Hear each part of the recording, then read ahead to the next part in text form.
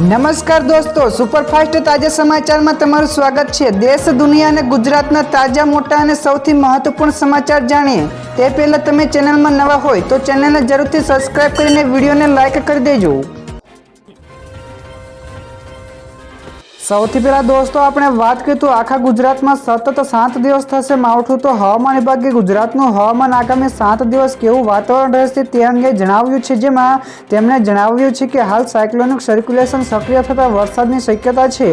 તો આજે દ્વારકા, પોરબંદર, જામનગર, સુરેન્દ્રનગર, અમદાવાદ, બોટાદ, ગાંધીનગર, વડોદરા, ભરૂચ, નર્મદા, સુરત, તાપી, નવસારી, ડાંગ અને વલસાડમાં છૂટાછવાયા સ્થળો ઉપર મેઘગર્જના સાથે ચેતવણી આપવામાં આવી છે। તો દોસ્તો, આગાહી પ્રમાણે તમારા વિસ્તારનું વાતાવરણ કેવું છે ફટાફટ નીચે અમને કમેન્ટ બોક્સમાં જણાવજો। તો દોસ્તો, બીજા સૌથી મોટા સમાચાર સામે આવ્યા છે। ગુજરાતે રેકોર્ડ બ્રેક જીએસટી કલેક્શન કર્યું। જી હા દોસ્તો, ગુજરાતે વધુ એક રેકોર્ડ બનાવ્યો છે। તો એપ્રિલ 2025માં ગુજરાતનું જીએસટી કલેક્શન 14,970 કરોડ રૂપિયા રહ્યું છે, જેમાં એપ્રિલ 2024ના 13,301 કરોડ રૂપિયાની સરખામણીએ 13% વધારો થયો છે। તો નાણાકીય વર્ષ 2024-25માં ગુજરાતને જીએસટીમાંથી 73,281 કરોડ રૂપિયાની આવક થઈ છે, જે નાણાકીય વર્ષ 2023-24ના 64,133 કરોડ રૂપિયાની સરખામણીએ 14% વધુ છે। તો આમ ગુજરાતે રેકોર્ડ બ્રેક જીએસટી કલેક્શન કર્યું છે। તો દોસ્તો, ત્યાર પછી આગળ વધુ એક સૌથી મોટા સમાચાર મળ્યા છે। પાકિસ્તાને ભારતને ધમકી આપી। જી હા દોસ્તો, રશિયામાં પાકિસ્તાનના રાજદૂત મોહમ્મદ ખાલિદ જમાલીએ ભારતને પરમાણુ હુમલાની ધમકી આપી છે। તો રશિયન મીડિયા પણ આપેલા ઇન્ટરવ્યુમાં તેમણે કહ્યું છે કે ભારતીય મીડિયા નેતાઓના નિવેદનો અને કેટલાક લીક થયેલા દસ્તાવેજો ઉપરથી એવું લાગે છે કે ભારત અને પાકિસ્તાનમાં કેટલીક જગ્યાઓ પર હુમલો કરવા જઈ રહ્યું છે। જોકે ભારત પાકિસ્તાન ઉપર હુમલો કરશે તો ઇસ્લામાબાદ તેની બધી તાકાતથી ભારતને પણ જવાબ આપશે, પછી ભલે ને તે પરમાણુ હુમલો જ કેમ ન હોય તેવું પણ જણાવ્યું છે। તો દોસ્તો, બીજા સૌથી અગત્યના સમાચાર સામે આવ્યા છે। ગુજરાતમાં વરસાદનું એલર્ટ જાહેર થયું। તો હવામાન વિભાગે આજે પણ ગુજરાતમાં વરસાદને લઈને એલર્ટ જાહેર કર્યું છે, જેમાં અરવલ્લી, બનાસકાંઠા, સાબરકાંઠા, પાટણ, મહેસાણા, ગાંધીનગર, ખેડા, દાહોદ, પંચમહાલ અને આણંદ જિલ્લામાં વરસાદનું ઓરેન્જ એલર્ટ જાહેર કર્યું છે। તો આ સિવાય દેવભૂમિ દ્વારકા, રાજકોટ, મોરબી, અમરેલી, સુરેન્દ્રનગર, કચ્છ અને જામનગરમાં વરસાદનું એલર્ટ જાહેર કરવામાં આવ્યું છે। તો તે દરમિયાન ઘણા બધા વિસ્તારોમાં વાવાઝોડું પણ આવી શકે છે। ત્યાર પછી આગળ દોસ્તો વધુ એક સૌથી અગત્યના સમાચાર ગુજરાત બોર્ડના વિદ્યાર્થીઓ માટે મહત્વપૂર્ણ સમાચાર। તો બોર્ડના વિદ્યાર્થીઓ માટે સારા સમાચાર છે। તો આજે એટલે કે 5 મે 2025ના રોજ ધોરણ 12નું પરિણામ જાહેર થશે। તો વિજ્ઞાન પ્રવાહ તથા સામાન્ય પ્રવાહના પરિણામો જાહેર થવાનું છે। તો જે સવારે 10:30 વાગ્યાની આસપાસ ઓનલાઈન મુકાશે। તો ઉલ્લેખનીય છે કે ગુજકેટની પરીક્ષાનું પરિણામ પણ આજે જાહેર થવાનું છે, જે બોર્ડની વેબસાઇટ સાથે વોટ્સએપ ઉપર પણ પરિણામ જાહેર થશે। તો ગુજરાત માધ્યમિક અને ઉચ્ચતર માધ્યમિક શિક્ષણ બોર્ડની વેબસાઇટ GSEB.org ઉપર પણ આજે 10:30 વાગ્યાની આસપાસ જાહેર કરવામાં આવશે। ત્યારબાદ દોસ્તો, ફટાફટ આગળના બીજા સમાચારની વાત કરવામાં તો આજે કમોસમી વરસાદ સાથે વાવાઝોડાને લઈને પણ હવામાન વિભાગની મોટી આગાહી છે। જી હા દોસ્તો, દેશના વિવિધ ભાગોમાં ફરી એકવાર હવામાન બદલાયું છે। તો કેટલીક જગ્યાએ વરસાદના કારણે ગરમીથી રાહત મળી છે, તો કેટલીક જગ્યાએ જોરદાર વાવાઝોડાએ સમસ્યાઓ પણ વધારી છે। તો આ દરમિયાન ભારતીય હવામાન વિભાગ એટલે કે IMD આજે 5 મે 2025ના રોજ ઘણા બધા રાજ્યોમાં પણ યલો એલર્ટ જારી કર્યું છે અને લોકોને પણ સતર્ક રહેવાની સલાહ આપી છે। તો IMD અનુસાર રાજધાની દિલ્હી તેમજ NCRના લોકોને આજે હળવાથી મધ્યમ વરસાદનો સામનો કરવો પડી શકે છે। તો હવામાન વિભાગનું કહેવું છે કે આકાશ વાદળછાયું વાતાવરણ રહેશે તેમજ ભારે પવન પણ ફૂંકાશે, જેની ગતિ 50થી 60 કિલોમીટર પ્રતિ કલાકની હોઈ શકે છે। તો દોસ્તો, બીજા સૌથી મહત્વપૂર્ણ સમાચાર સામે આવ્યા છે। એર ઇન્ડિયાની તમામ ફ્લાઇટ્સ રદ થઈ। જી હા દોસ્તો, એર ઇન્ડિયાએ સત્તાવાર જાહેરાત કરી છે કે મુસાફરો અને કર્મચારીઓની સુરક્ષાઓને ધ્યાનમાં લેતા તેલ અવીવ જઈ રહેલી તમામ ફ્લાઇટ્સને 6 મે 2025 સુધી સ્થગિત કરવામાં આવી છે। તો ગ્રાઉન્ડ સ્ટાફ મુસાફરોને સંભવિત તમામ મદદ પણ કરી રહ્યું છે, તેમજ તેમના માટે વૈકલ્પિક વ્યવસ્થા પણ ઉપલબ્ધ કરવામાં આવી છે। તો 3 થી લઈને 6 મે સુધીની તમામ ફ્લાઇટ્સને બુકિંગને પણ રીશેડ્યુલ તેમજ કેન્સલ કરવા ઉપર સંપૂર્ણ રિફંડ પણ આપવાની જાહેરાત કરી છે। તો દોસ્તો ત્યાર પછી આગળ વધુ એક સૌથી મહત્વપૂર્ણ સમાચાર મળ્યા છે। ભારતે પાકિસ્તાન જતું પાણી બંધ કરી દીધું। જી હા દોસ્તો, પાકિસ્તાન સાથે સિંધુ જળ સંધિ રદ કર્યા પછી ભારતે વધુ એક મોટું પગલું ભર્યું છે અને ચિનાબ નદીનું પાણી પણ રોકી દીધું છે। તો જમ્મુના રામબનમાં બનેલા બગલીહાર ડેમ દ્વારા પાકિસ્તાન તરફ વહેતા ચિનાબના પાણીને રોકવામાં આવ્યું છે। તો આ ઉપરાંત કાશ્મીરના કિશનગંગા ડેમ દ્વારા ઝેલમ નદીનું પાણી પણ રોકવાનું પણ આયોજન કરવામાં આવી રહ્યું છે। જ્યારે ભારત દ્વારા પાણી રોકવાથી પાકિસ્તાનમાં સિંચાઈ અને વીજળી ઉત્પાદન માટે પણ પાણીની અછત સર્જાશે। ત્યાર પછી દોસ્તો આ સિવાયના બીજા સમાચારની ઝડપથી વાત કરવામાં તો બનાસકાંઠામાં કરા સાથે વરસાદ પડતા સકરટેટીનો પાક બગડ્યો। જી હા દોસ્તો, કમોસમી વરસાદે બનાસકાંઠા જિલ્લાના ખેડૂતોના મોઢામાં આવેલ કોળિયો છીનવી નાખ્યો છે। તો ગઈકાલે રાત્રે અને તેમજ દિવસે પડેલા કરા સાથે વરસાદના લીધે સકરટેટીના પાકને નુકસાન પહોંચ્યું છે। તો અમીરગઢ તાલુકાના ઇકબાલગઢમાં પણ ખેડૂતોને ઘણા બધા વીઘામાં સકરટેટીના પાકોને નુકસાન પહોંચતા ખેડૂતો મુશ્કેલીમાં મુકાયા છે। તો સાથોસાથ ગુજરાતમાં પણ જ્યાં જ્યાં વરસાદ પડ્યો છે ત્યાંના ખેડૂતો પણ માથે હાથ દઈને બેઠા છે।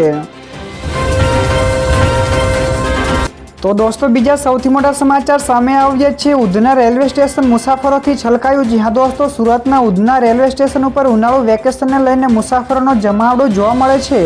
તો પરપ્રાંતીય શ્રમિકો વતન જવા માટે રવાના થઈ રહ્યા છે। તો યુપી બિહાર તરફ જતી ટ્રેનોમાં ફૂલ ભીડ પણ જોવા મળી રહી છે। તો ઉધના રેલવે સ્ટેશન બહાર 1 કિલોમીટર લાંબી સુધી મુસાફરોની લાઈનો લાગી છે।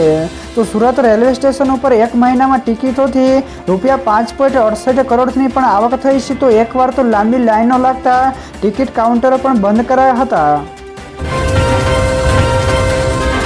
ત્યારબાદ દોસ્તો આ સિવાયના બીજા સમાચાર ઉપર એક નજર કરવામાં આવે તો મહીસાગર જિલ્લામાં ગાજવીજ સાથે કમોસમી વરસાદ પડ્યો હતો। તે દરમિયાન વીજળી પડતા 2 પશુઓના મોત થયા છે।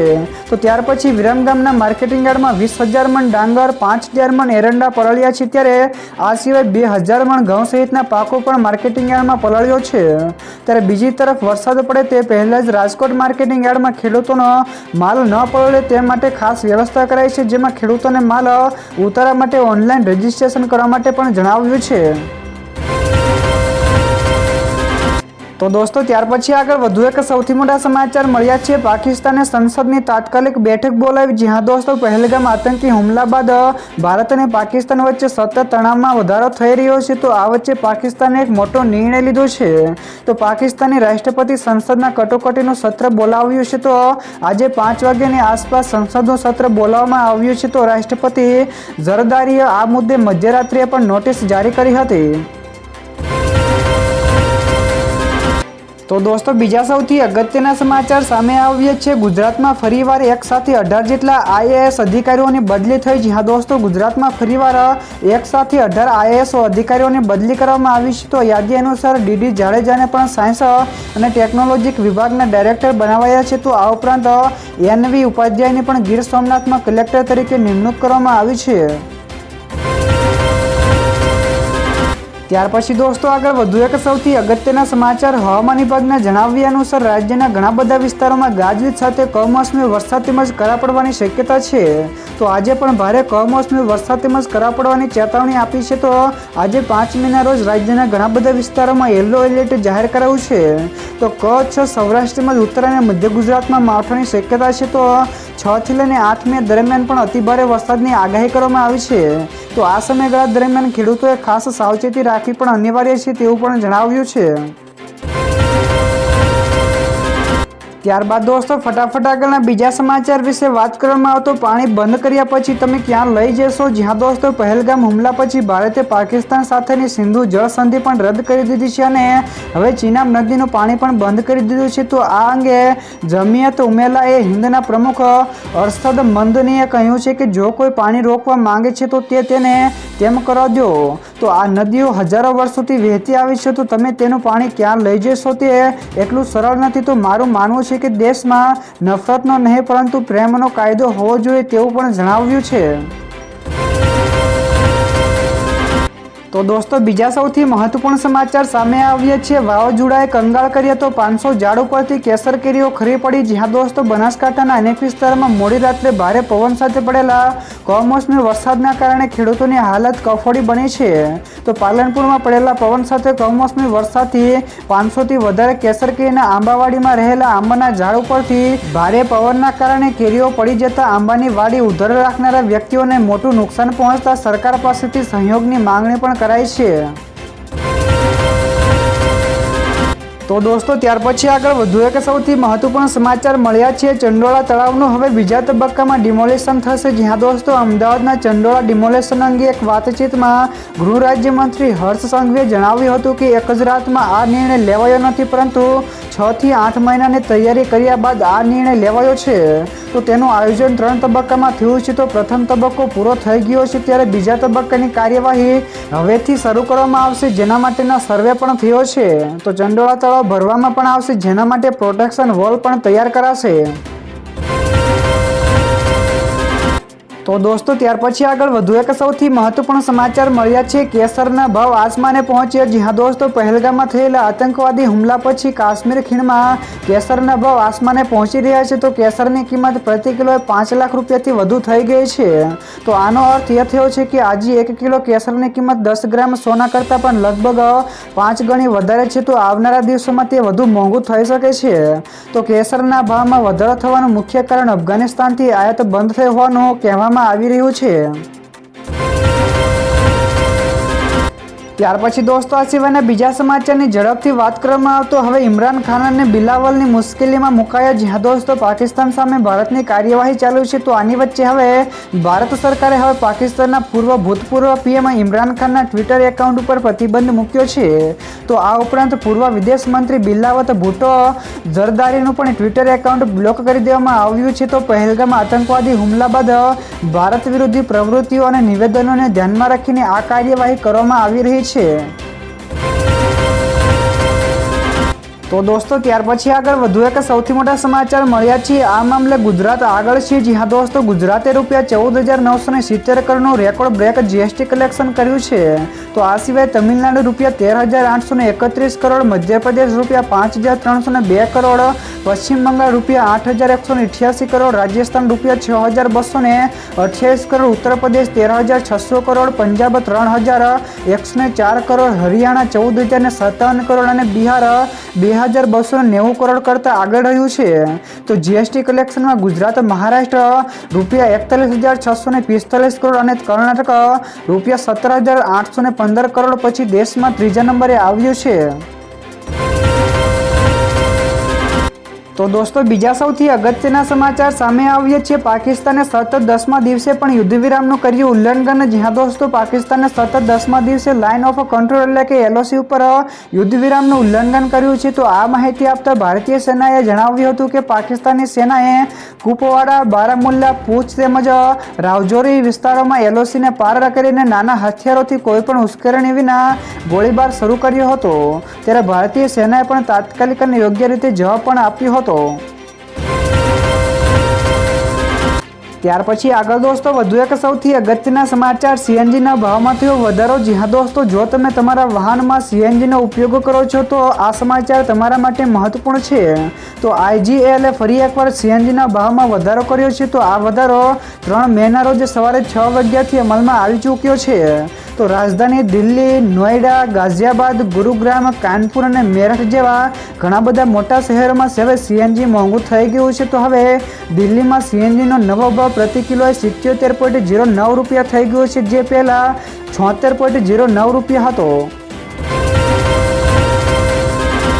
ત્યારબાદ દોસ્તો ફટાફટ આગળના બીજા સમાચારની વાત કરવામાં આવે તો હીરો મોટો કોર્પના વેચાણમાં જંગી ઘટાડો નોંધાયો। જ્યાં દોસ્તો એપ્રિલ મહિનામાં હીરો મોટો કોર્પનું હોલસેલ વેચાણ 43% ઘટીને 3,05,406 યુનિટ થયું છે। તો કંપનીએ 17 અને 19 એપ્રિલ દરમિયાન તેના દારૂહેરા, ગુરુગ્રામ, હરિદ્વાર તેમજ નિમરાના પ્લાન્ટમાં ઉત્પાદન અસ્થાયી રૂપે બંધ કરી દીધું છે, જે જથ્થાબંધ વેચાણમાં ઘટાડાનું મુખ્ય કારણ હતું। તો એપ્રિલ 2024માં કંપનીનું જથ્થાબંધ વેચાણ 5,33,585 યુનિટનું હતું।